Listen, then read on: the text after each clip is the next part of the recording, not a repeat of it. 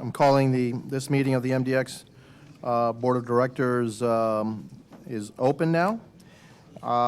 Can we stand up and, Mr. Executive Director, again, lead us in the Pledge of Allegiance. To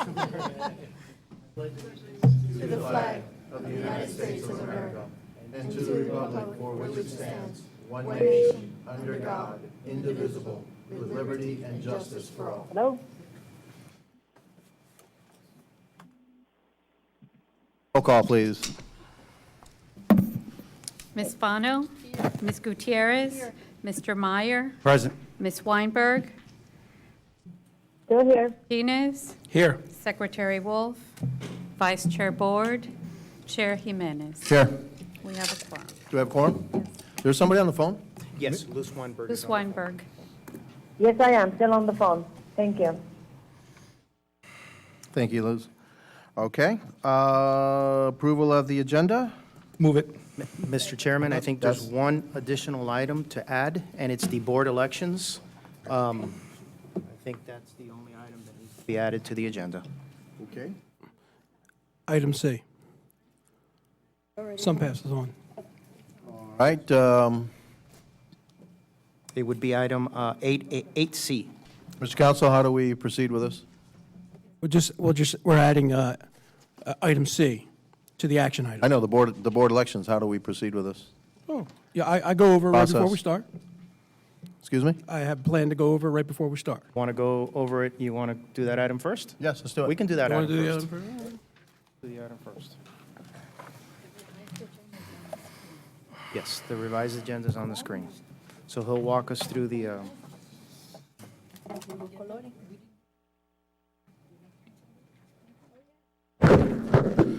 Test. Okay. Today, we'll have the board elections for fiscal year 2020. The tenure will be between today, August 27th, and June 30th, 2020. Before we start, get into the actual election, I'd like to go over the MDX procedure for officers. Part one, I will open the floor for nominations for each board office, beginning with the office of the chair. You may nominate yourself, or you may nominate someone else. There must be a second to the nomination. Members need not be present to be nominated or elected. Candidate statement. After the nomination for the office are closed, if a nominee chooses, they will make a statement or distribute a written statement to the members and the board secretary for the record. Fellow board members that may ask the nominee questions. Discussion, there will also be an opportunity for members to comment on various candidates, and when comments are concluded, the battling for that office will commence. The votes will be by written ballot that have been provided in your folders, color-coded for each office. For members participating telephonically, you may submit your vote by email to the board secretary, whoever has their email, or after the written ballots have been collected, I will call on you individually thereafter. You may verbally state your vote for the record. Ms. Weinberg, Ms. Weinberg is the only one on the line. She can just send an email. Yes, I am. Okay. If on the first ballot, no nominee receives the majority of votes, the member receiving the fewest number of votes will be dropped from the balloting, and a second round of balloting will commence. If there's only one nominee for the position, voting can be done by acclamation. And before I open nominations for the chair, are there any questions on what I just outlined? Okay, move forward. I did get actually Javier got an email from Mr. Wolf. He says, I'm in Tampa, will not attend. I am not interested in being an officer. So, okay. That makes him ripe, huh, to be an officer, huh? What's that? Yeah, it makes him the guy to be the officer. Yeah, that's been the rule, but, okay. Nominations for the chair. The floor is now open. Nominations for the office of the chair of the governing board of the authority. Nominating Mayor Carlos Jimenez for chair. Second by, okay. Are there any further nominations for the office of chair? I missed the second. Was it seconded? Yes, it was. You can join us, then it's Perfect. three Thank you. women nominating him. How about that? Oh, absolutely. No, and if I may add, I did get an opportunity to be in Tallahassee with our mayor, and I think he's done a phenomenal job with this year's challenges in the legislature, and I'm happy to third or fourth that nomination, Ms. Gutierrez. Thank you. Okay. Anybody else want to say anything? Since he's the only nominee, we can vote by acclamation. Application, too. Acclamation And a motion for acclamation, Mr. I'll move for So moved. acclamation. Second. Congratulations. Congratulations. Mayor Jimenez, the authority's chair for the fiscal year. Very honored. Thank you very much. Thank you for placing your confidence in me. I really appreciate it. Thank you. You've proven yourself, the leader of transportation. Let's rock and roll. Yeah. Got another year Yeah. to go kill it. I think it goes without saying, the willingness that you have to stand up and protect the county from the Goliath of the state throughout this entire endeavor has indicated your passion and commitment to transportation and to the county, and there's no questioning that for anyone that's seen what's been going on. You mean the people of the town. Thank you. I appreciate those kind words. Thank you very much. Anyone else? Okay, we'll move forward. The floor is now open for nominations for the office of Vice Chair of the Authority. I'd like to submit a nomination for office of vice chair. You can? Yes, and I'd like to nominate our former chair, Mr. Louis Martini, who too proved to be a tiger in our fight this year. Okay, is there a second? Second.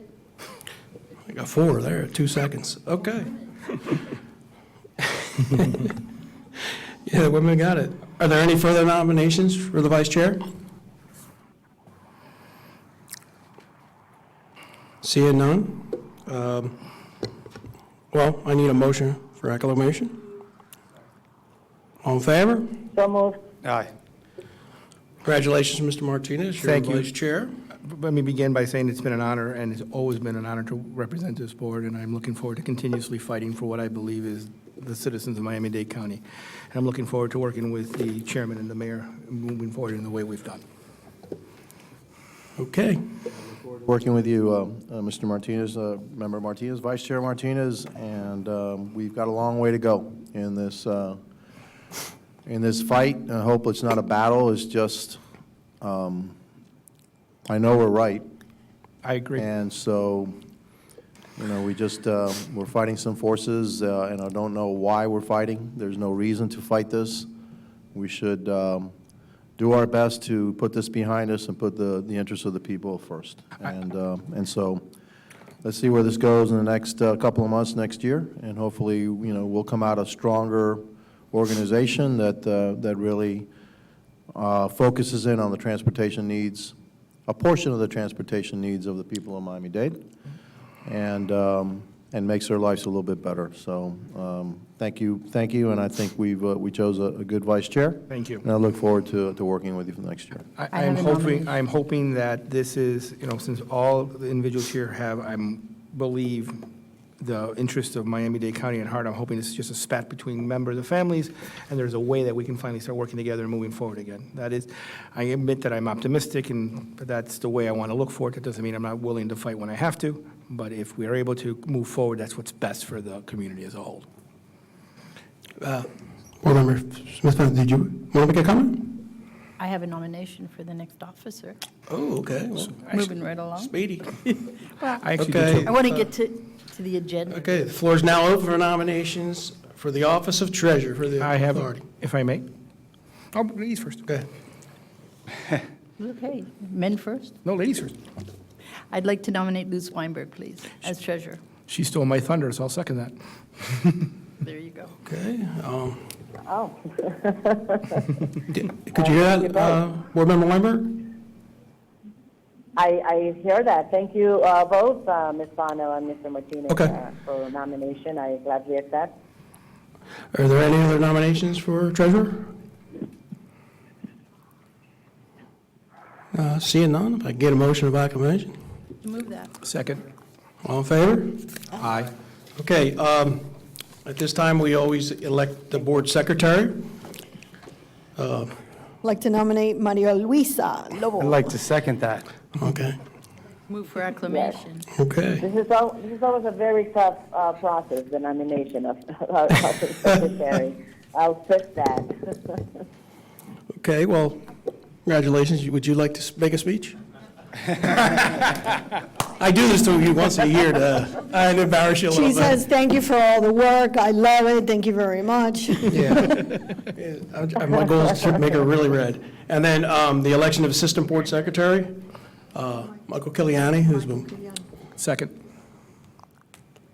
okay, motion for acclamation. Move. All in favor? Aye. All righty, that's it. All right. Excellent. Congratulations to the board Mr. members Counsel, and to the may I add something? directors. I want to thank Mr. Martinez. I think you did an outstanding job as treasurer as well, very much engaged with our budget and financing issues and working closely with Marie. And I will be following closely in your footsteps.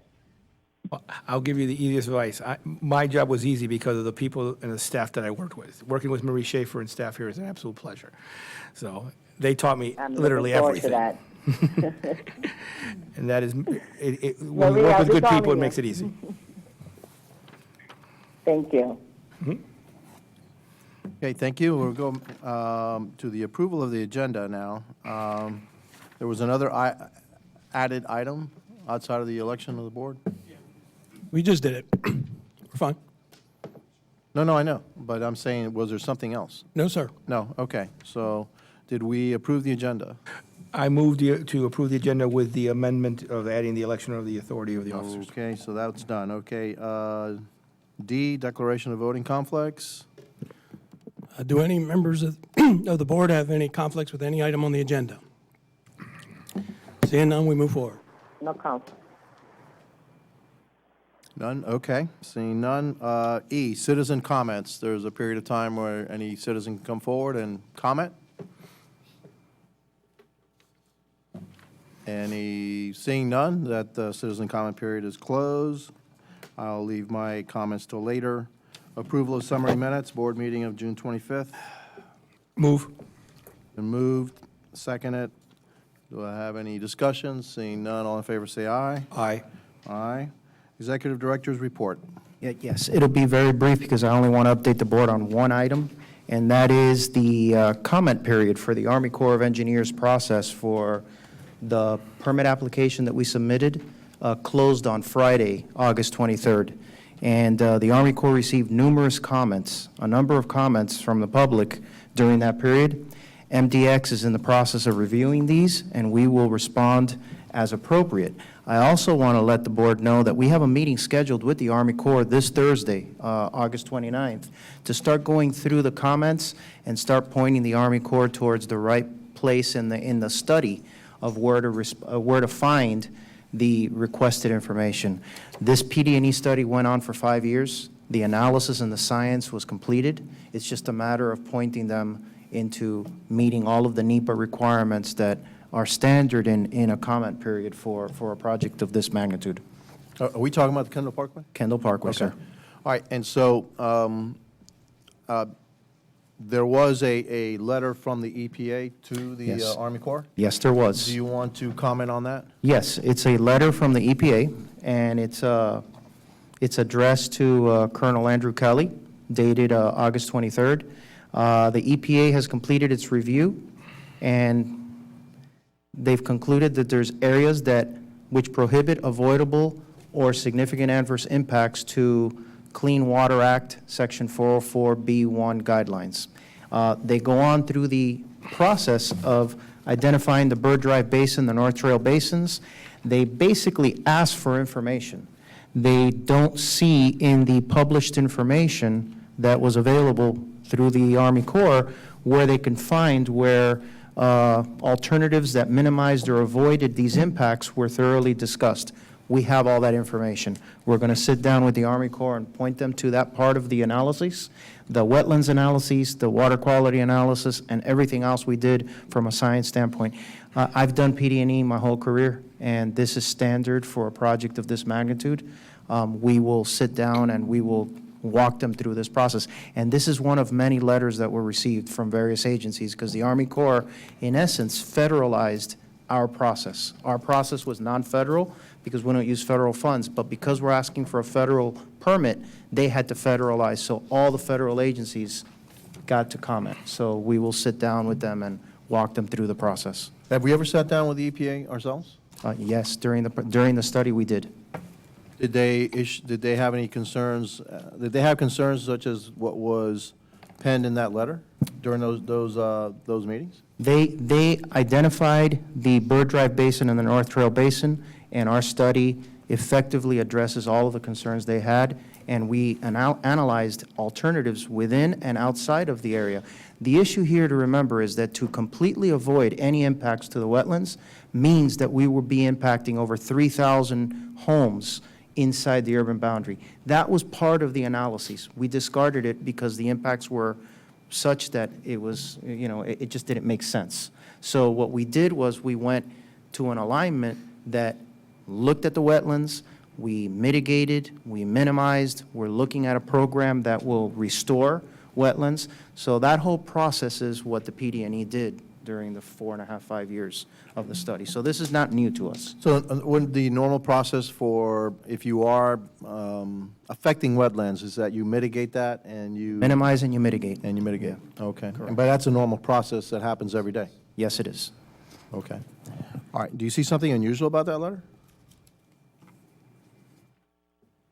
Some of the language is very similar to language that was used in the proceedings for the CDMP hearing, for the Comprehensive Development Master Plan proceedings that were before.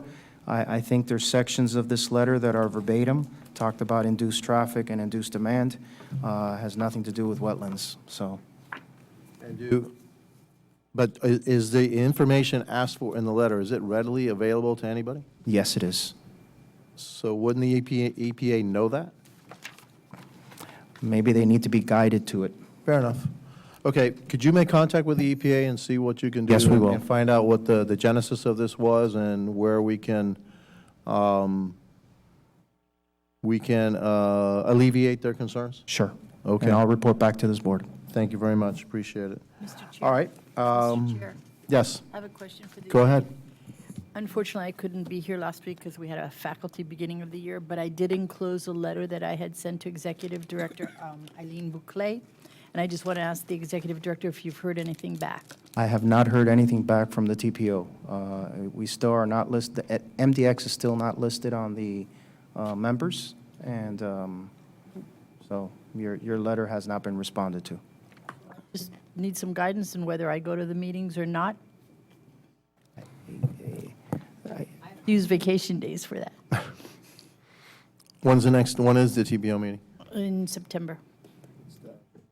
The third Thursday of September, I believe it is. I know. I think we can give you greater guidance then. Thank you, sir. Because the judge's order has to be signed, and then we need to see what the appeal is, and then we need to know exactly legally where we stand as a board if an appeal is filed, and then if there's an automatic stay, and then do we then appeal the stay, and so all that is still going to be up in the air. We'll let you know by then, I think. Thank you, sir. Okay. So that was the gist of my report. There's nothing else to report. I gave a comprehensive one last week. Okay. General Counsel's report? I have 3 items. First, the legislation. We submitted our proposed order last Wednesday. The defendants had till Friday. They submitted a different order, and we're just waiting for the judge to sign whatever order he thinks is appropriate. We should hear in the next few days. No, I don't. Our order really followed the transcript. And what, the state's orders you don't think follows the transcript? Okay. All right. No comment. They heard something A different? little different. They heard something different? Apparently weren't there and didn't read the transcripts and didn't follow what the judge said. All right. Okay. I thought the whole process was that we would write the order, and then it would go through the county attorney, then it would go to them, and then... We did and then- And so... We they- did that. Okay, and so what came out at the end through them wasn't what the judge thought he Not said? what we sent over. So they're a little discrepancy on how we saw the order. So the judge will tailor the order to see what he thinks is appropriate. Mr. Chair, I've been practicing law for 24 years, and I am actually shocked at the idea that they would actually not just, the winning side proposes the order. That's standard in every civil proceeding case that I've ever seen. Is that the law? It's not the law, it's just common practice. It's common practice. They may propose some slight changes, and they would cite to a transcript to say why it's different than what it says. But the idea that they would propose a transcript, an order that is countering what was actually in the transcript is just, quite frankly, mind-boggling. And it, Because there are Well, powers of the law. I didn't I'm not say sure they what, but it's just contradicted. They might. Huh? They might have. No, it wasn't. There was we a lot wonder if of, the there was a law lot of is good for one extra person or for documents everybody? submitted to I'm the, sorry, say that again? there was a lot of extra documents submitted to the file. Oh, into the order. Which is also, Yeah, vi- where it was referenced. which is, After the case? Yes. which is a violation of civil procedure, by the way. You are not to introduce new documentation after an order has been entered. That is to be presented prior. Okay. So, give you an update on ETCC. Waiting for an oral argument date at the Third District Court of Appeals. I talked to Mr. Sharondo earlier this morning. He said it's probably going to be late October or November. And then the For last, oral arguments in front of the first DCA? third DCA. That's for ETCC. Third or first? Yes. Third, this is for another case. Oh, I'm sorry. No, I got you. I understand that. I got it. Okay. And then another case we had outstanding, tropical trailers. This is another declaratory judgment type case. We won that on summary judgment. They appealed, and we won at the third DCA. So I think that will go away shortly. And that's it. Okay. The TPO representatives report? TBD.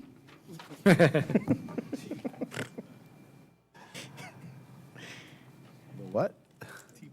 Oh, to be announced. Yeah, okay, all right, okay. That was good. Treasurer's report. Mr. Chairman, what I'd like the treasury report to be primarily is to discuss item B, which is the frequent drivers reward program, which is what was moved from the Finance Committee's meeting to the General Board. So if you'd like, we can dispense with the treasurer's meeting until we get to that item. We can move forward. Okay, that's fine. Thank you, sir. Item number 7A. Yeah, this is a consent agenda. Item A, travel approval, September 13th through the 17th, 2019, trip to Halifax, Nova Scotia, Canada by Executive Director Rodriguez to attend the IBTTA Board of Directors meetings and the 87th Annual Meeting and Exhibition Conference. Move. A motion and a second. Any discussion? Seeing none, everybody say, all in favor say aye. Aye. Approved. Item number 8A. Regular agenda, item A, approval of supplemental agreement number 9 for MDX contract 11-02,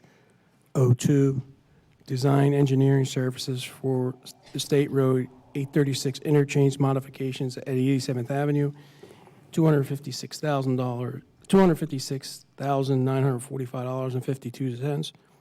It was endorsed at the joint meeting prior to this board meeting. Second. Been moved and second. Any discussion? All in favor say aye. Aye. B. Approval of fiscal year 2019 rebate for the MDX Frequent Driver Reward Program. Ms. Schaefer, Move. I think the Well- presentation is on the, loaded. I'll move it for discussion. I'll second it. Okay. Board members, this is, as we spoke last week, this is our attempt to rebate our most frequent of customers, the maximum that we could possibly afford. And Ms. Schaefer prepared a presentation, and she'll walk you through what has been approved and the changes that we would like to enact and implement. Microphone? There we go. So this is the fiscal 2019 awards program, and during the committee meeting, we discussed the preliminary financial results of the agency for fiscal 2019. So this kind of goes in conjunction with it. So just a historical on the frequency program. The program was created for the customers that were most impacted by the open road tolling. And the purpose of the program was to lower the daily commuter toll rate. We also created the program because we don't own SunPass and customers don't register with us. We don't have their account information. All we have is a tag number, a transponder number. So we wanted to be able to communicate with our customers as well as educate them and understand what their travel patterns were. So that was the rationale as to why we created a rewards program. So in fiscal 19, fiscal 19, this program was Fiscal done 15. on a test basis. Right. And so we ended up doing it for 6 months during fiscal 19, and we lowered the threshold from the $100 that was approved to $50. And then fiscal 16 and 17, we left the minimum threshold that you had to pay on an annual basis at $100.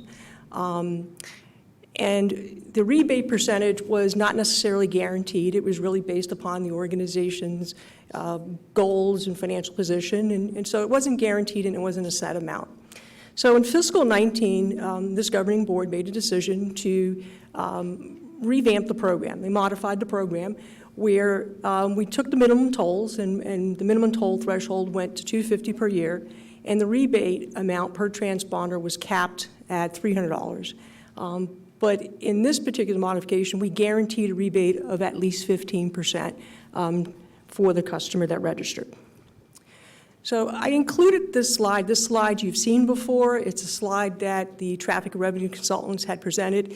And what you can see from this slide, the first blue bar is about 73.4%. And those customers pay less than $12.50 on a monthly basis. So they pay, that's the majority of the drivers that are infrequent customers. So this program is really geared to the remaining percentage. The 20-some% is what we're targeting the program for. Those are the daily commuters that take 4 or more trips. So the program that we analyzed, what had been modified was a threshold of $250. We had eligible transponders of almost 35,000. Tolls paid was over 16 million. And we looked at a range between 15 to 25% of a rebate. And as you can see, it goes anywhere from $2.4 million to $4 million.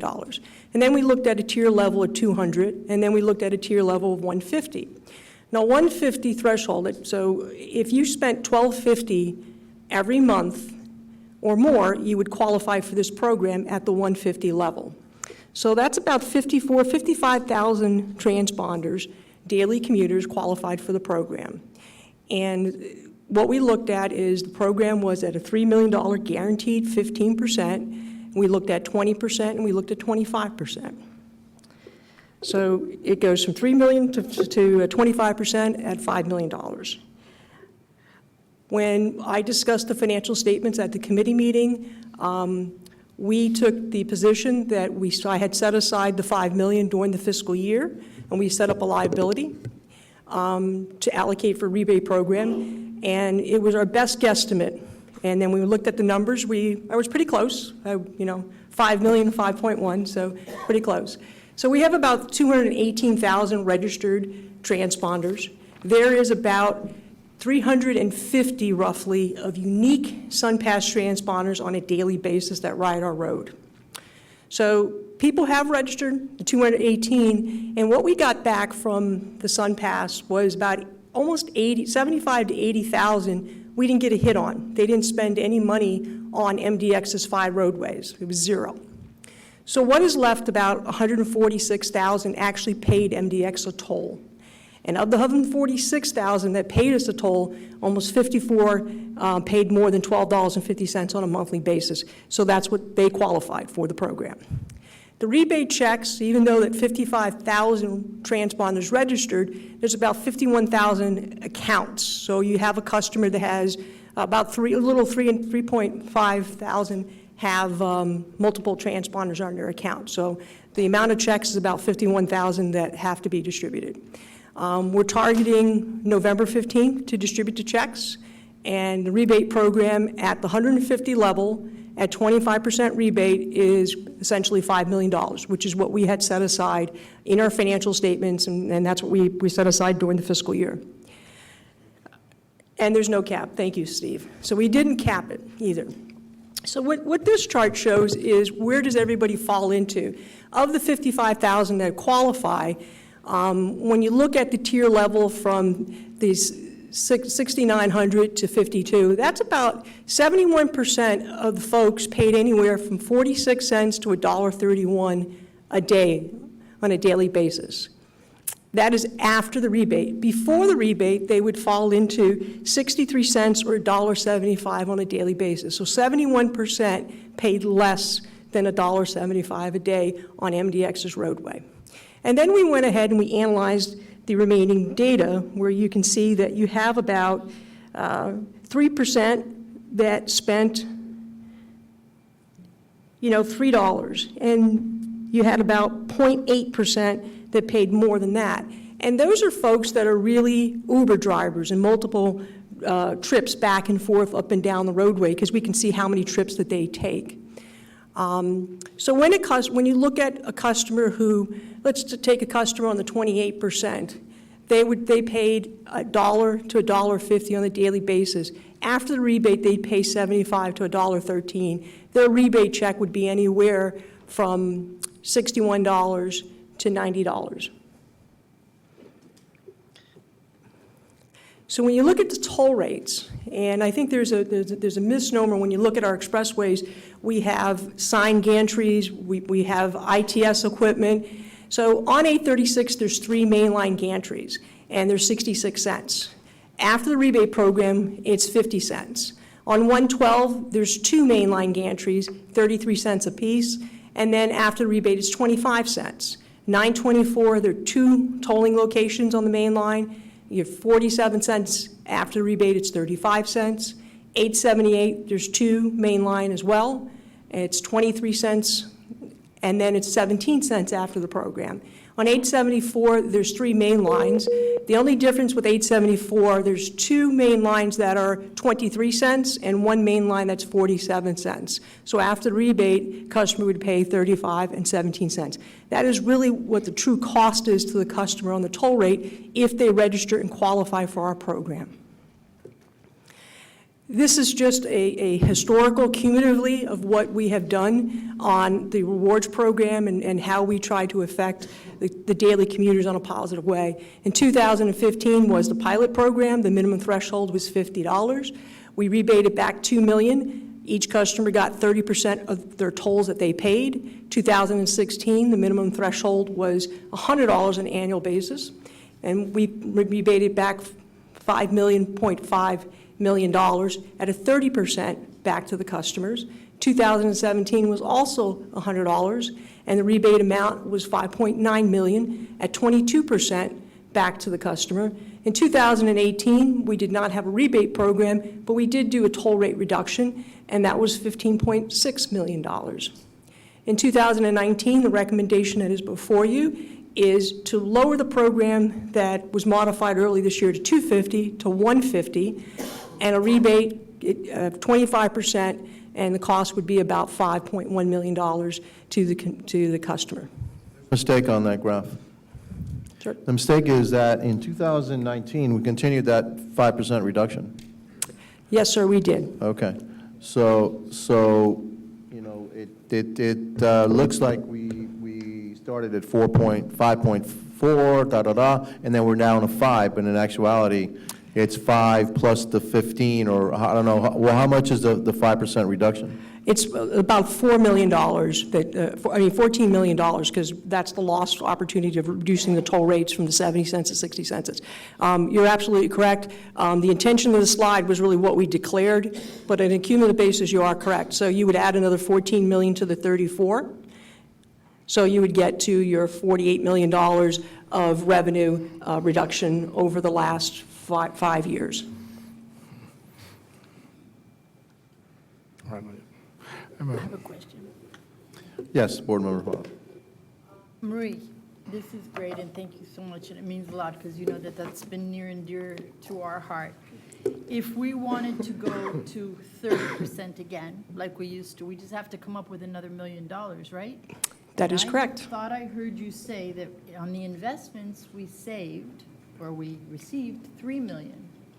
So if we carved $1 million from there, we could go back up to 30%? If that's the will of the board. So the cost of that would be a little bit over $1.1 million of additional. Just throwing it out there for thought. Okay, have we done a financial analysis of what total amount can we rebate to our customers and still keep all the projects? Have we done that? Yes, sir. The analysis that we did, at the committee meeting, we presented the financials. We set aside the $5.1 million, and that allows us to continue to not impact the projects. Our coverage ratio is 1.85 preliminary at this point in time. Should this committee want an additional $1 million, we would take that out of general reserves if that's the will of the board. So it wouldn't impact, through the chair, it would not impact the projects? No, ma'am, it would not.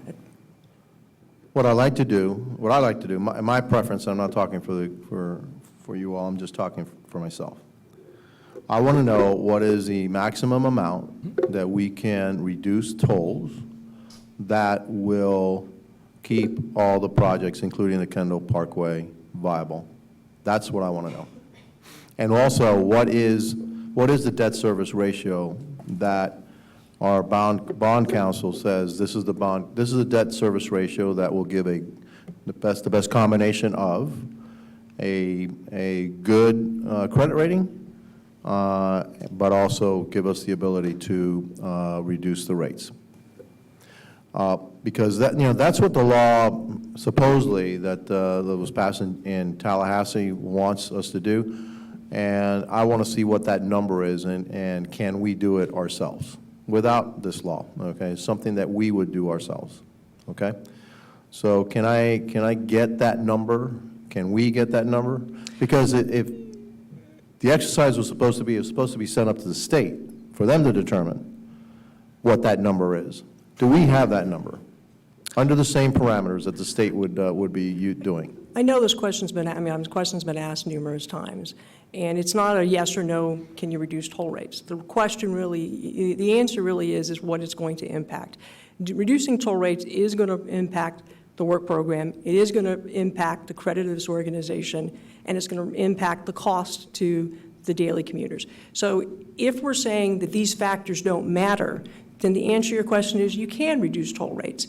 But if the question is we don't want to impact it, we promise these commitments to the community, the answer is, I would say, just looking at the analysis, that if we're able to do a toll rate reduction, it's going to be so minimal that it's going to be insignificant to a penny or 2 pennies on a gantry, is how I look at it. So I'm not going to say we cannot absolutely not reduce toll rates, but you may be looking at 1% or 2%, and it's not going to be significant. But yet the cost of doing that is going to impact the organization and the public in the long run from a credit perspective.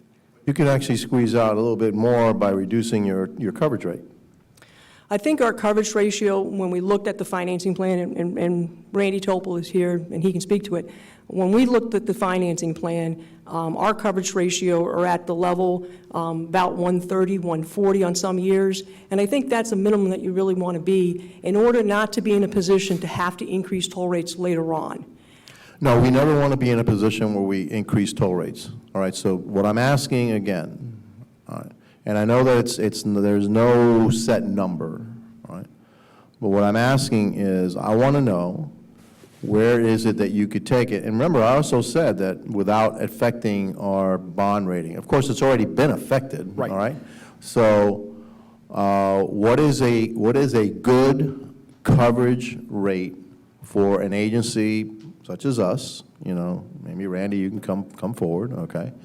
And then say at this, and then we say we want to stay at this coverage rate because this coverage rate gives us the best ability to get the best possible bond rating which actually reduces our cost to the projects, costs the people of Miami-Dade less, but with this this coverage rate, we can get that bond rating, but with that, then we can finance all of the projects, and the tolls need to be this much. Or the rebate program can be that much.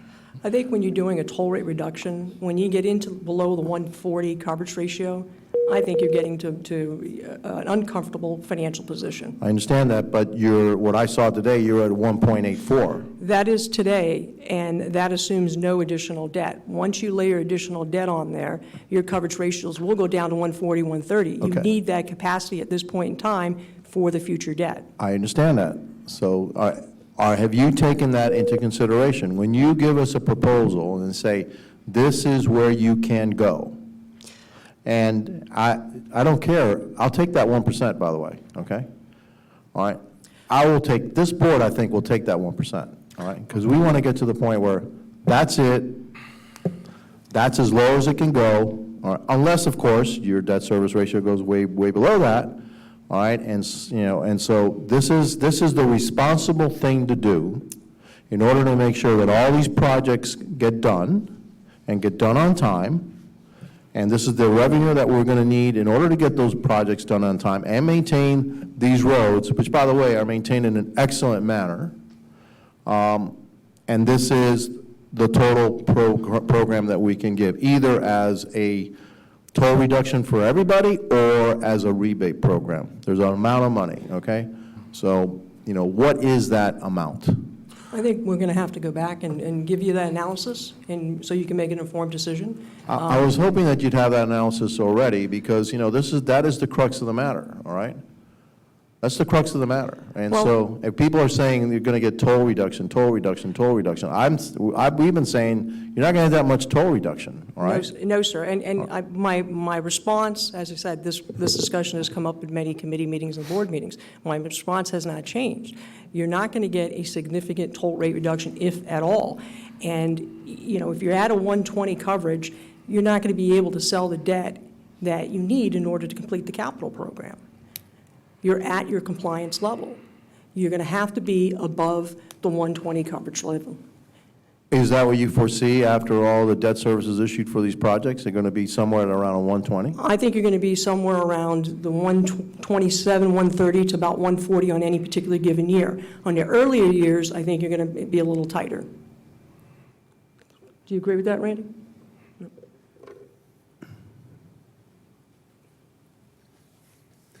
I love talking about tolls. The difference that really needs to be looked at is above the line or below the line. If you're looking for your investors to be happy, you take the money below the line. And when we're talking about lowering tolls, that impacts your leverage, impacts your credit, and it impacts how much money is at the end of the year that can go back for rebate. So lowering the tolls up front actually will have a negative impact on how much that you can rebate back at the end of the year, which are much more targeted.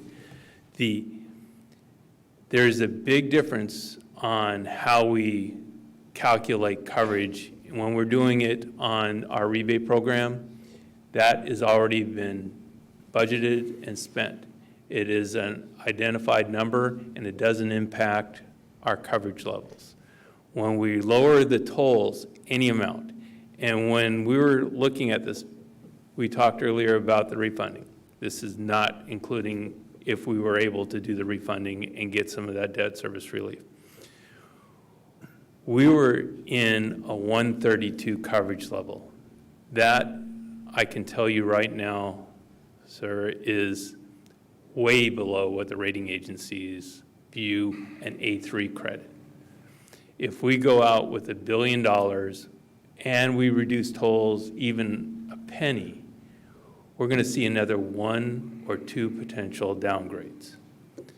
I'm hoping we mitigate our downgrades to 1 by adding $1 billion worth of project costs. With that one more downgrade, if we don't take out the swap, we're going to have to start collateralizing against the swap, because that was one of the thresholds. We never thought we would get down to that level, but we're at a point now with one more downgrade. We'll have to start collateralizing the difference between 15 million and the value of the swap, and that fluctuates daily. If we get 2 downgrades, then we have to collateralize the entire amount.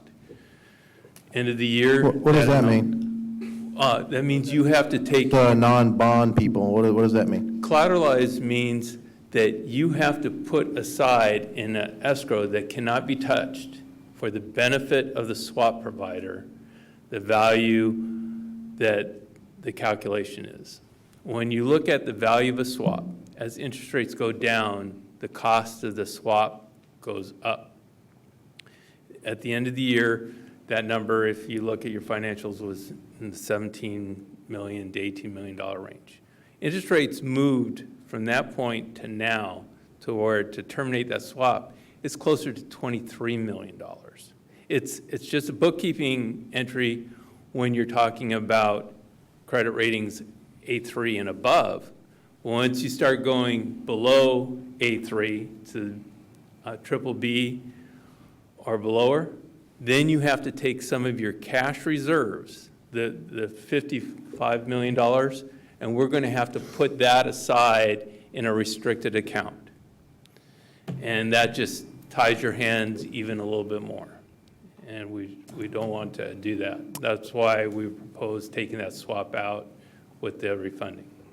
Maybe I was maybe misunderstood, or maybe I just said it wrong. I'm not talking about a rate reduction, and maybe it was in conjunction with, but what is the amount of money that is available for a rebate? What is the amount of money available for a rebate? And then it's, I guess, up to this board to determine how it's going to be distributed, right? Who's going to get it? Yes. But what is really the amount of money available for a rebate? The amount of money for a rebate we can budget amounts in and then tell you until our debt gets over expensive. Right now, I can tell you every dollar rebate that goes back means an additional bond dollar that we're going to need to finish the projects. Every single dollar that you give back means we have to sell another dollar's worth of bonds. So if you have 5 million, we're going to have to sell 5 more million. It's not a make or break, sir, when it comes to 5 million a year over the next 5 years to fund Kendall. If you're talking 15 million, then we're starting to talk $75 to $100 million more that we're going to have to borrow instead of pay from equity, i.e. the surplus revenues. That's where the money starts adding up. And for us to know, there's so many variables. Are you collecting that amount? Are there hurricanes? It seems like we're in a much stronger hurricane seasons than what we have been over the previous 5 years. So that has a negative impact. But we'll budget whatever amount is, and then I'll tell you that 132 would go to a 131 or 130, depending on how much more additional bonds. But I need some kind of direction. If it's the 30%, where we're talking 5.1 million, if you're talking $10 million a year, then we're escalating the amount of bonds we're going to have to sell. A question, for every dollar that we give back today, how much are we going to have to borrow tomorrow or pay tomorrow? You're going to be borrowing about $1.20 for every dollar you give, because you have to pay capitalized interest and those reserve funds that everyone talked about, and cost of issuance. You have to pay all the lawyers and us. So When you pay off that $1.20. when you pay off that $1.20, in the real low interest rate environment, you'll probably pay $2. So for every dollar, you're at 2.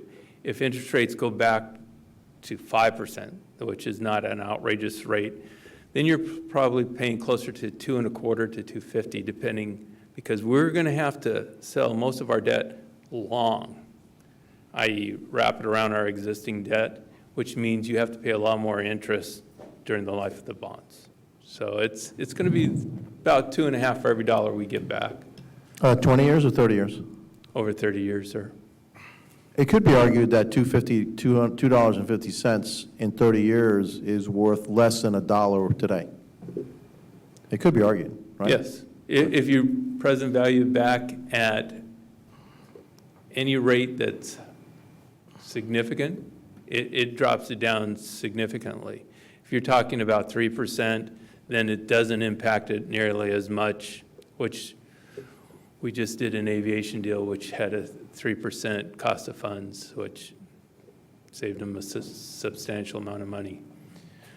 When we were looking at this one, the savings potential was in the 70 million range, which would help alleviate and allow you to have more opportunity to give more money back in a rebate program. I'll put this as, I would not recommend that you lower tolls anymore until we know exactly where all these costs are going to come in. You're talking about our inability to refinance the debt that we have. Is that what you're talking about? Right now, we looked at 2 bond issues that I would get rid of your swap, which is causing you some problems, which is cost us a little bit, but it's about a break even, and the 2010s, and it would generate in the 70s of present value savings. We would structure that savings over the next, primarily over the next 10 years. We'd push it out a little bit because it would be taxable. We'd be allowed to do that. And that would give you a much flatter base to layer on your additional projects. So because of our inability to borrow, because of our inability to get a clean opinion, we are missing out on a $70 million opportunity right now, net present value of savings? It's in the 70s when you take your downgrades into account. If you didn't have the downgrades, It'd it be would in the be 80s. in the 80s. So if this entire insanity had not started, we'd be looking at an $80+ million savings here, Mr. Chair. That was one of the things that we were emphasizing, is that, so this downgrade is costing the citizens of this county $12 million. And this insanity now is costing us another $72 million. We could be Well, saving. I want to clarify. It's not costing you $72 million. No, it's not costing. It's just the impact right now. It's a loss of opportunity is what I meant. But someday in the future, you might be able to restructure that, and it'll be the difference between the 72 million and what you could get at that point in time. But we're missing opportunities Yeah, because. it's just like what the mayor pointed out with the toll rate reduction. It's actually $15 million per year that keeps going. It's the same thing here. Fair enough. Okay. Yes. Thank you so much. What about trying to strike an equal balance? Because I fully understand where you're going with, Mr. Chair, that you want to give the right soundbite and the relief to the community, okay, and what's fair. So we're thinking of this cashback program, this discount program, which is the right thing to do at this moment in time, because they are going to get a check right before the holidays, and that's the first relief that we need to activate. So what about also looking into not just a blanket discount on the rates, but an off-peak rate for the weekends? Why not relook at that opportunity? We understand the numbers go down, and maybe that's a further relief that we can then do both items at the same time. We can do this frequent discount for those the commuters that use this expressway often, and also on the weekends, that reduced toll. Maybe we can start evening hours and then work into the weekend as we navigate the world of when we have more capacity and we can bond without, with a clean bill. So here's how we came about the $5 million. We looked at our cash flow position. When we looked at the capital program as of the end of the year, and we forecasted through fiscal year 2021, okay, through June 30th of 20 and early part of fiscal year 21. So since we're in a position that we cannot issue debt, we have to look to complete the capital programs on a cash basis. So when you do that analysis and you look at our reserves, and as I explained at the committee meeting, what we have in our reserves today is about $50 million, a little over $50 million. Assuming that revenue comes in exactly what was forecasted, we'll have enough to finish our capital program, to pay for our capital program today, through August of 2020. If you exclude Kendall Parkway from that, that brings us out to about October of 2020. So it really was a cash position issue as to how much we can afford. Should we add another discount program or we reduce toll rates? You're going to have to make some difficult decisions on what to finish and what not to advertise, because at this point in time, we do not have the cash in hand.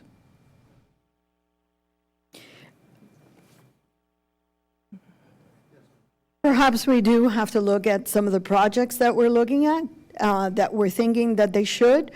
Any projects that further aggravate the traffic heading over to Hialeah or Miami Lakes, perhaps. We need to look at those projects and we need to probably stop them because they already got plenty of aggravation with the new toll the Palmetto Expressway implemented on them. I think the maximum rate that they're doing is 10. So maybe we should look at those things. And maybe we should also look at how and when we're going to activate the money that goes into that signature bridge that FDOT so much needs our money. Maybe we need to slow down that payment of when we actually can give it to them. I don't know. I'm just saying, I think we need to look at outside the box, thinking of what we can do to still do something more for this community. Board Member Gutierrez and board members, like I said 3 or 4 months ago, when we get out of all of this, the damage has been done. We will have to look at our capital program from A to Z, and we will have to prioritize. The way we have proceeded, the way that Ms. Schaefer and Mr. Topol have proceeded is what's under construction right now, Kendall Parkway, and our safety program being priorities. Everything else, I can safely say, will have to be delayed or deferred because simply we don't have the cash. And unless we can miraculously get our bond ratings back to where they were, everyone who tells me that takes a long time, at least it took me almost 10 years to get up to where we were for issues that had nothing to do with, not even close to what we're going through today. It is difficult. So the cost of money is more expensive, which will require this board to look at the work program and make difficult decisions. Our goal, what Randy and Marie looked at, was Kendall Parkway safety and whatever's ongoing in construction, nothing else. So whatever was in the Gratigny, whatever's out there in those things will have to be deferred, no different than DOT does when they have their projections for gasoline tax go down. They have to defer projects. So no different for us. Yes. Board Member. Ms. Schaefer and Steve, am I correct that this is still the rewards program that we have is still the only rewards program as far as the toll agency in the United States? Or are there others that provide a cashback that we're aware of? I don't know the answer. Yes. Yes, There's there are others? several others around the United States that provide Are we a frequent user program. are there any others in the state of Florida? To the extent Venetian, they offer discounts to the citizens Residents. based on their deed, I guess. Are there any The other? Bayway, there's several others. Okay. Does the Turnpike provide a kind of a rewards or frequent user program? Not that I'm aware of, Are no. we aware of whether or not there's going to be one for the 826 managed lane and they're going to be a Oh, no. frequent program? Palmetto. Oh, no. How about the I-95? Is there a frequent program for the I-95 managed lane as well? No, sir. So as far as other than the Venetian, which involves the residency, as far as Miami-Dade, we are the only major toll agency operating in Miami-Dade that is providing relief back to its frequent users. That is And what- correct, especially at the value that we're providing. And she's shown the 30% back. That's unheard of. Again, outside of Miami-Dade County itself, on the Rickenbacker and the Venetian, the residents of Key Biscayne get a substantially reduced rate on a yearly basis. is what I'm I ta- think they go for $24 a year, something like that. Which is what I'm talking about, outside of Miami-Dade. Outside of Miami-Dade, yes. Yeah, outside of Miami-Dade County. Mentioned the Venetian as well, so I knew that there were others. in Venetian Miami. and Rickenbacker, those are two. And we, of course, Mr. Chair, we're handling 5 different roadways. It's not just simply for the residents of Key Biscayne. This is No, for no, I agree. anyone that. No, I'm just saying, just want to make sure that the record is very clear that there is a reduced rate for residents at the Rickenbacker and the Venetian, the residents of Venetian and the residents of Rickenbacker. Yes, sir, Steve. We can't forget also the fact that several years ago, we changed the toll rate schedule for the multi-axle vehicles. So Very they're good point. getting a significant break as well, as long as they use the SunPass. They're only paying for a 3-axle fare, which is almost half price for a 5-axle vehicle. I'm curious, do they get that same type of a discount on the Turnpike or on the I-95? No, sir. And I wanted to make that on the record as well. So the discount we give our movers of our, our truck drivers, our bus drivers, people who are moving assets, people who are moving, who are moving the economy, quite frankly. The men and women who are, are helping in the economy, bringing things in and out of the port, we're giving them this discount. But the state is not giving them any type of appreciation for their hard work and effort as well. Zero. Okay. Thank you, Mr. Chair. You're welcome. All right, so we're back on this discussion. Yes. Board Just, Member Ramirez. yeah, a couple of quick questions, and something that's been frustrating for me. In terms of the data, roughly 218,000 registrants to the rebate program. Of that, 54,000 have qualified, meaning that they've paid over $150 a year in tolls on MDX roadways, which equates to $12.50 a week. Is that accurate? That's true. And the only thing I would add to that is about 80,000 of the 218 that registered paid zero toll. We got nothing back. So 80,000 did not pay a toll. Do we know of that 54,000, how many are Dade residents? We can get that information to you. Right, we have the addresses for every one of them. See, I'd like to see, of those 54,000, how many are residents of Dade County who live, work, and enjoy their leisure time, but that are residents? Because when I look back at 16, as a personal example, I qualified and got a check for roughly $200 back. That was a significant toll reduction through the rebate program that I received. The following year, we had more people participate. I believe we increased the limits a little bit. And I didn't drive on the expressway systems as much, but I still received a rebate of $77. It's a significant toll reduction through this rebate program as a Dade County resident.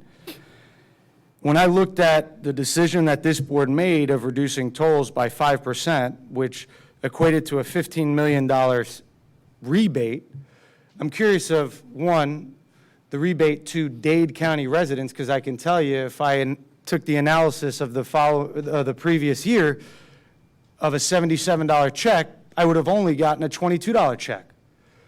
And so, as much as I enjoy the conversation of toll reductions, I'd really like to focus the conversation around this program, which is a toll reduction for our Dade County residents in a rebate program. And so I just want to emphasize that because it was a point of frustration. But I would love to see what the data, if you can, for the next board meeting or committee meeting, provide that in terms of those 54,000 qualified folks, how many are Dade County residents? Thank you. Yes, Board Member Fallon. Mr. Counsel, when we made the motion, as I read it here, it said to endorse the rebate. Are those numbers in there already, Marie? Or do we have to add to the motion? I believe the recommendation was 25% at the $150 level. So if I wanted to change, I don't remember who made the motion. I know I seconded it. I did, but I have no objection to your friendly If amendment. I could make a friendly amendment to go with the 150 threshold at the 30%, and you would try and find $1 million for us? Yes, ma'am. So you want to You don't defer have to find this. $1 million. Maybe if you just make it Miami-Dade County residents, you found your $1 million and you can make it 30%. But I think then we'd be changing the rules, sir, because when we put this out, we did not say that. Maybe next year, but I don't, forgive me, but I just think we'd be changing how we had advertised it. I don't think the $1 million is going to come from non-Miami-Dade County residents. I don't think it's that large of a participation. From Broward or From from other Broward, counties, outside. it's less. Yeah. If they're frequent riders, they probably, We are a Miami-Dade County agency, and we're here to protect the people of Miami-Dade County. So why are we giving rebates to people that don't live in Miami-Dade County? I understand. That's an excellent. I It agree. is a Miami-Dade I County. understand. I understand that. But wouldn't you have to advertise that when you send out the information on the program? I don't know, I'm not. I believe the a lawyer. terms and conditions of the program say that the governing board has the ability to modify those terms and conditions at any time. Okay. So, and if I may, I guess the thought process is to do a 30% at the 150 to Miami-Dade County residents. We could change it without a problem. So it would only go to Miami-Dade residents. It wouldn't go to other people that ride it frequently. So let me be Driving. clear on the record. You want to defer this item and have Ms. Schaefer and Mr. Tobel do, I'm we don't not wanna asking to No, defer it, I on don't the think we want to contrary. defer the item. I think we want to take action on the item, all right? The mayor wants to amend my amendment. And well, yeah, I think. I'd like to put it for discussion among the board members. Being that we are a Miami-Dade County agency and we represent the people of Miami-Dade County, should we be giving rebates to people that don't live in Miami-Dade County? I'd just like to add, we're not a regional authority.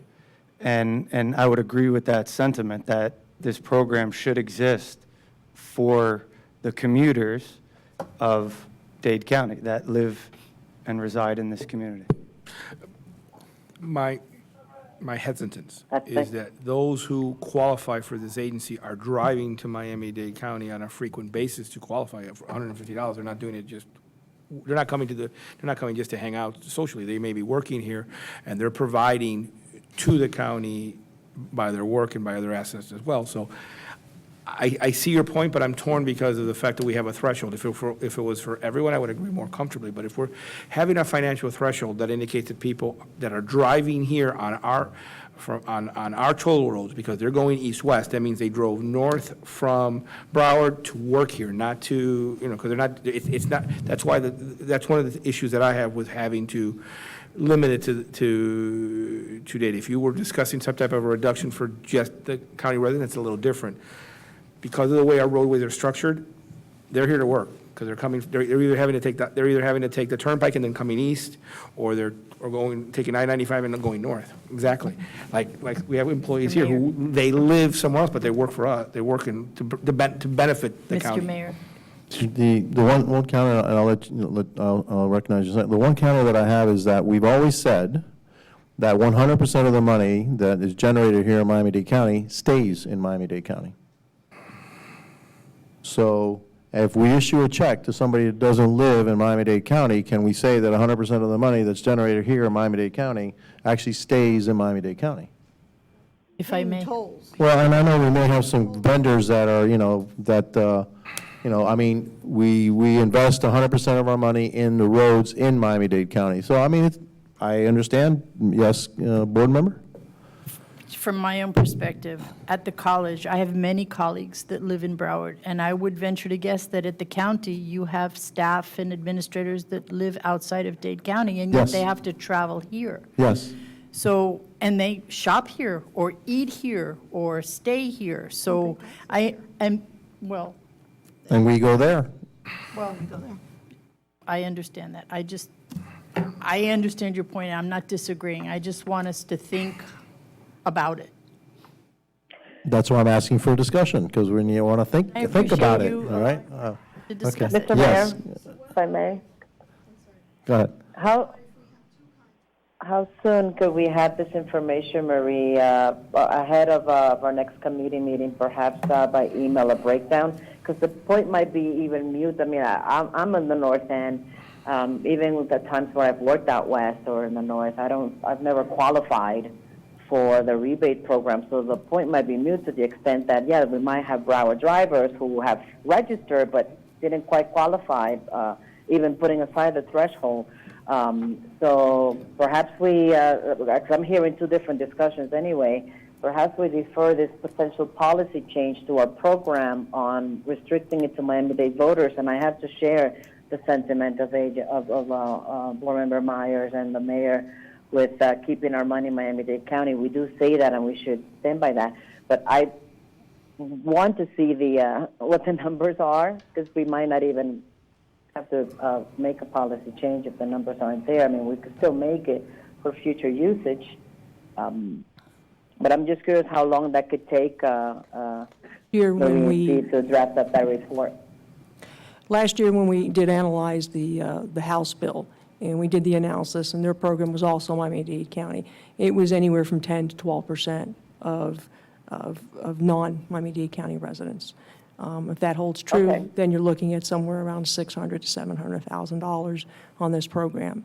I would encourage you to take an action today. I mean, we're pressed for time. Yes, I mean, listen, that previous assessment says a lot. That's not change. 10% sounds low, but the $700,000 certainly doesn't. Correct. I have one more Mr. question. Mayor, I think we're ready to call it.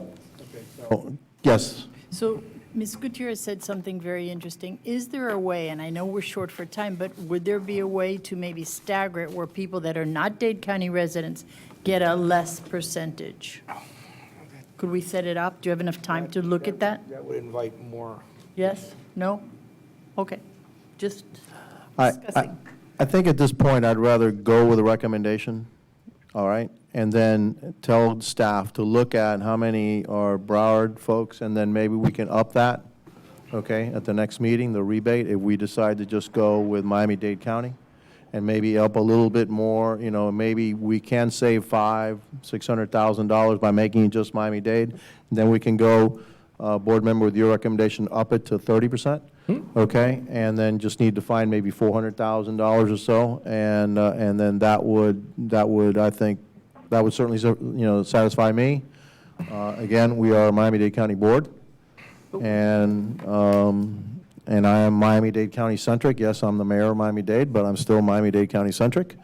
And so that's, you know. But there is a motion and amendment on the floor, right? Sure. And then what is the motion again? To? Was to go with 30%. Okay. The amendment was to go with 30. The regular, Was to go with 30. Ms. Right, the motion Schaefer's with the amendment proposal to was go with 30. 25%. Do you have a second for the amendment? I second the amendment, and I Okay. have no objection All to right, my. fair enough. Okay, so, but my direction to the administration would be to look for and give me information on making it a Miami-Dade County only, to hopefully reduce the impact, so that this board can come back and say it's Miami-Dade County only, and that will reduce the impact of that additional, what, 5%? Okay, all right. So I heard a motion, and I got a second. Any further discussion on the motion and the second? Hearing none, all in favor of the motion and policy, say aye. Aye. Any opposed? Okay. So we pass the rebate program? Out the checks tomorrow. Thank you. Thank you. All right. Okay, I just want to make sure that we reiterated, and we did that maybe last week as a motion, that we reiterated as board policy that we have no intention of implementing any kind of CPI in the foreseeable future, right? We did that last time? Good. Just want to make sure everybody understands that, too. Are we going to Mr. Mayor, Mr. Chair, I believe were we supposed to reaffirm that today with another resolution on that today, or did we do that in the last date? Remember, if I recall, you wanted something to Yeah, be done today. Exactly. Relating to the fact Or that. did we take care of it? I can go with the old reso, and we could just reaffirm it. Did last week. Okay. You reaffirmed it.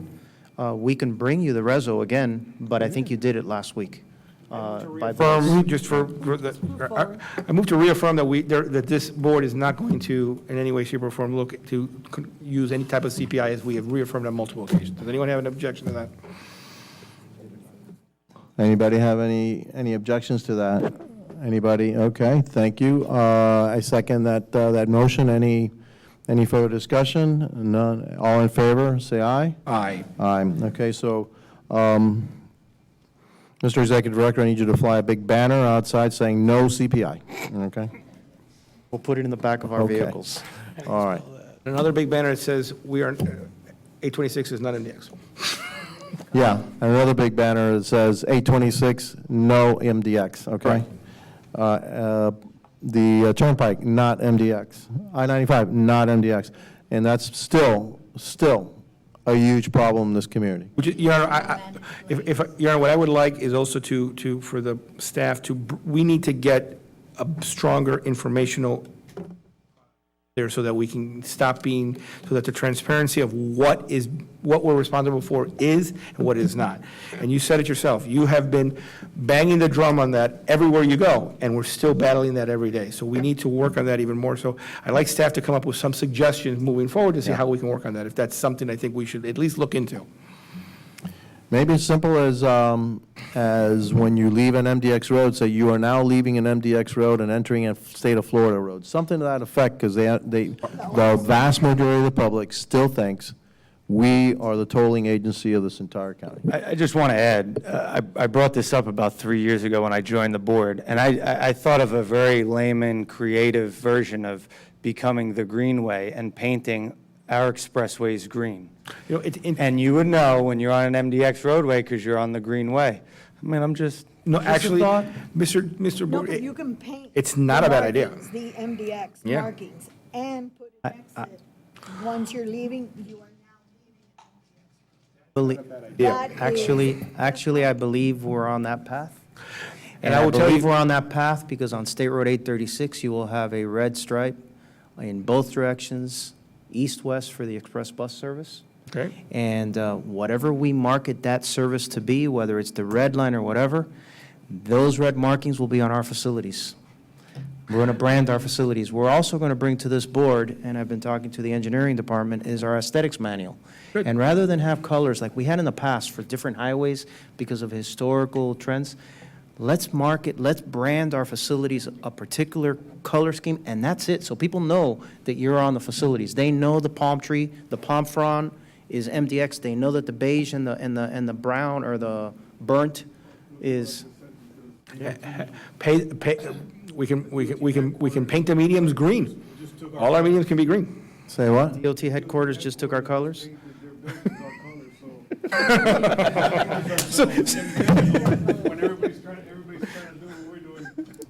So anyways, but the point, but I think the red stripe is going to be the first step to brand our roadway itself, because people are going to notice that red stripe. It's not a thin stripe. It is between the wheelbase. I thoroughly enjoy my red stripe, so thank you. Okay, informational items, procurement report? It's all for information. It's all enough. informational. Are you going to brief us on the SunPass situation? Yes, we actually put the memo in the packet for you, and Steve, if you want to walk them through the data that was requested by Board Member Board last meeting. Yes, sir. We were not able to get it up to date because they didn't have the information, but they did give it to us through the end of June. That's correct. And that is what is the subject of the memo that was attached to your packet. And Steve, if you want to walk the board through that, that's. Yeah, I think it's best first to define the two different categories that were requested. Negative balance, this data represents SunPass accounts that are negative.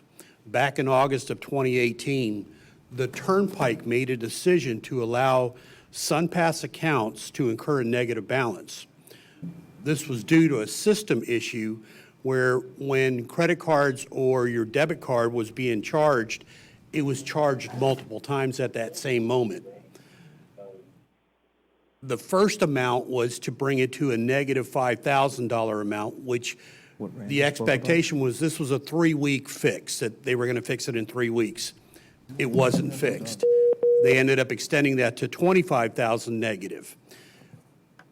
Unknown to the upper echelon, that from what I understand at the Turnpike, they didn't understand the full impact that this was going to have. When they allowed all accounts to go negative, they allowed accounts that were terminated or suspended because they were already negative or had no funds to incur a negative balance. So that impacted the customer who was already in the toll-by-plate world. They were actually now a SunPass customer again.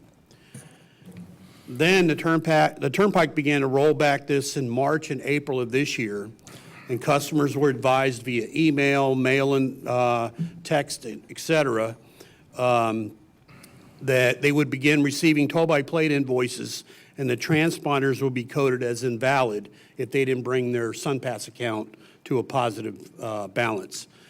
The table that I present is the amounts, the value and the number of accounts for each range defined in the first row. So if you take a look at the data that's presented for the negative balance, almost half of the total 312,000 customers that have a negative balance have less than $5. Then it continues to be a percentage as you go through, and about at the $100 mark, 88% of the people owe $100 or less. We know for a fact that the Turnpike is working on the 330 that have over $1,000 in a negative balance, some upwards of 20 to 22,000. So they're contacting these 333 individuals. Most of these are for-hire vehicles, be it that they're taxi cabs or Uber drivers, et cetera. Then on the toll-by-plate invoices, they were, Mr. Board also requested that information. The process of billing customers when a valid transponder fails to read in the toll lane and a subsequent match of the license plate image that we took in the lane to a valid SunPass account is not found, is known as toll-by-plate. The CCSS did not begin this process until January 19th, almost 7 months after go live. So you had 7 months buildup of toll-by-plate numbers, and they began issuing invoices at that time. The table below represents that information as well in the tiered, much like the negative balance. Again, half, or 45%, owe less than $5. And then it starts to decreases percentage-wise. The $5 to 10 is only 15%. Same with the 10 to 25, 15%. So by the time you're reaching $50, 84% of the people are in that owe $50 or less to MDX. This, and Bernie pointed this out to me when I presented this data today, made a good point. The next step that we need to do is compare this to what is the total amount that the customer owes, including the Turnpike, and see the difference in values where compared to MDX, they may owe $5, but then they owe $10 to the Turnpike, or I-95, or soon to be the Palmetto. And it'll show that really they only owe us $5, but they owe the Turnpike 10. So that's our next step. We're going to request that data to kind of compare and see where we go with that. Question, sir. Yes, Board Member Gutierrez. Go ahead. Okay. These numbers that you're providing here, this is the universe of what is out there For MDX. for MDX. Okay. At one point, and who pulled the trigger, and were we aware that these negative balances were not being stopped? In other words, We I have a were- transponder, it's on a negative of $100, I'm not replenishing it. At what point did MDX find out, or was informed, or was asked, we're going to be doing this, it's going to continue, this is a decision that we're going to continue allowing this? We were notified of this in August of 2018 by the Turnpike. I think actually Paul Y., the executive director at the time, spoke to Javier, but it was only an interim solution for 3 weeks, and the value was only $5,000. The next thing we know, they're upping it to $25,000 negative, and it continues on, and it went on for 8 months. So, Mr. Chair, you see, that's where I'm going. We have a contract that we're part of a partnership with the state, and arbitrarily, without being notified as a partner, they're making business decisions that are actually causing a negative impact on our system, Yes. on our collection. They're hampering our process. So why do we want to continue being partners with a partner that doesn't even give us the courtesy on even the sounding or the discussion of, is this prudent to do? Is this a good business decision? Why do we want to continue being part of this when the leak here is so big? Because it may look like pennies, nickels, and dime, but at the end, we're talking millions. Penny, nickels, and dimes equals millions in this case. Why do we want to continue being partners with this? What are our expectations that they're going to do anything different that's going to be different from what they've done since the inception, that they retained this firm, this vendor to do this job? And when I say the inception is when they sat down and they gave this bid to someone that really wasn't the most qualified. It was someone else that was the most qualified. Okay, so going back to that, why do we continue? What do we see as the remedy? And then lastly, my question is going to be this. In the discount program that we have, can we please not include these transponder holders that they don't get the benefit of the discount program? The numbers that we shared with you already. Because, I mean, then we're just multiplying the problem. The only thing that counted in the discount program were paid transactions. A negative balance means you didn't get paid for it. So that was not included in the tally to reach that $150 or $250 level. Let me clarify that. When you look at some of these negative balances, the file we got back, I mean, the data is only as good as what's being produced. But if someone owes a penny or 2 pennies or $4.04, I mean, we have to add them back to the program. I mean, we can't just have a blanket, they're part of the negative balance process. So there has to be some level of Right, so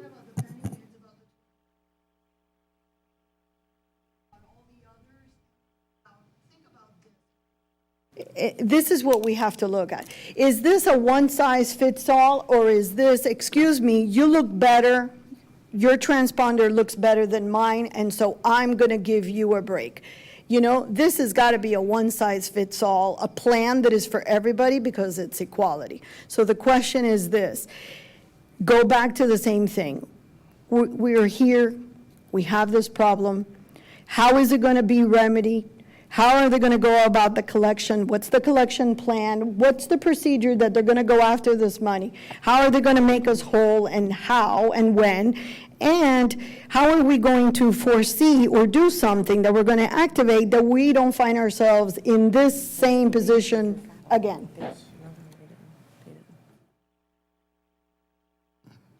You have an answer for that?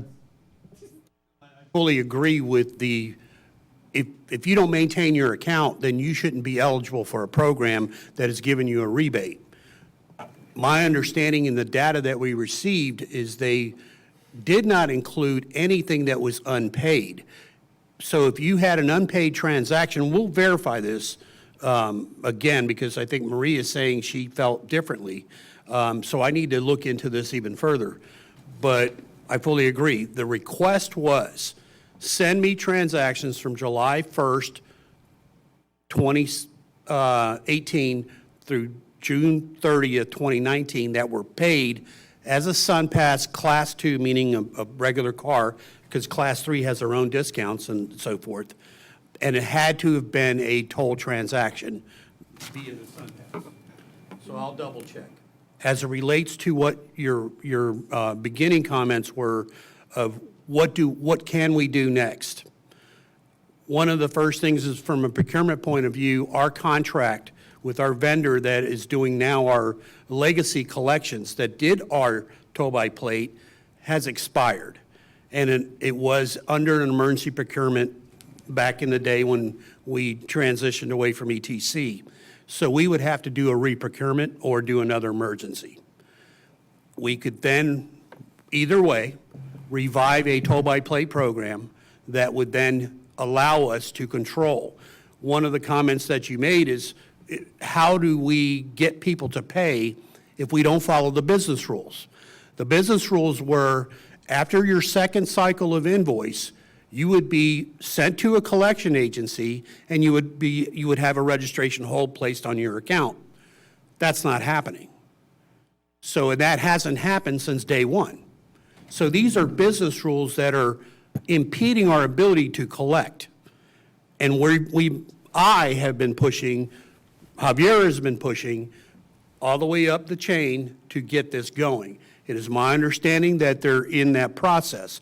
Tampa has taken it upon themselves because they just did a new procurement for a collection agency to bring their collections to themselves, and they're doing it with the same company that did it for us. And they're putting registration holds as well. So that's our option. Yes, ma'am.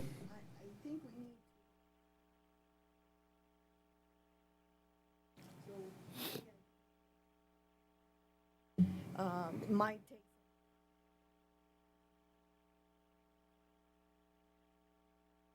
Because it's very obvious that the reason why we are where we are, and you mentioned a date and time when this happened, it just sounds like it was a political move, that it wasn't the right point in time of year and month last year, okay? It just feels that way by everything you're saying, and it was a political move that they didn't want this to pop open. But the problem is that it is a problem what the state has done, and decisions can't be made because it's a political move or an election year or whatever. This is business, and it's costing people money, time, aggravation, and, I mean, we need to do something about it, and it means we need to re-procure. So it's a process that we go by, like we do everything else. Yes, ma'am. Okay, so direction is to look at re-procuring this entire service. For those, if you're telling us that the majority of those $20,000 plus deficit accounts are vehicles for hire, I think putting a registration hold is probably going to be a pretty good tactic. So we need to get that going, all right? And so it's unfortunate the state got us into this mess. And maybe that's a lesson for us again, that maybe we should do it ourselves. Okay, so we have some direction. Yes, Mr. Executive Director. Final word, 836, lanes were open. We looked at speeds prior to opening the lanes and post-opening the lanes. We're still seeing, even when school started, about a plus 25 mile per hour increase in speeds on 836. It's amazing how many people are calling and saying, what the heck did you guys do? And we tell them what we've been doing for the last 3.5 years, which is fix the operational deficiencies and add a lane. So it's actually moving very, very well in both directions, and you're going to start seeing a lot of the final pavement happening in the westbound direction. I took the 836 this morning around 8 o'clock, and my wife's saying, what are you doing? And I said, don't worry, trust me, honey, okay? It's going to work. And sure enough, very smooth sailing, definitely. It wasn't 60 miles an hour, but it wasn't stop. It was actually averaging about 30 miles an hour in some spots, which was an unbelievable improvement. So the flows even on the 826 North weren't too bad. But once you got on the 836 and went eastbound from the 826, I went north and then on the 826 and then east, and got off on 17th. And let me tell you, it was something I hadn't seen in a long time here on a Tuesday, work day, school day, morning. Excellent work. congratulations to you all. I think you deserve a round of applause, absolutely. Those diamond interchanges work, all that stuff you did that I thought, nobody thought would ever work, it's working very well. And then now the tie-up is mostly where the bridge is. And so hopefully I know we're working on that too. And excellent work. And so you're improving the quality of lives of our people here in Miami-Dade. So I want to thank you for that. Thank you, and thank you, board, for the decisions that you made in order to make that project, come forward. I wasn't on the board when that happened, but you all did the right thing. Thank you. Engineered correctly. Maybe could have been done a little quicker, but outside of that, it was on budget? Yes. Oh, what do you know? Okay. Yes. And so I think we do things pretty well here. Okay, so well done. Anything else? That's it, thank you. Move to adjourn. Okay, we have a motion, second. Any discussion on that? Hearing none, this meeting is adjourned. Thank you.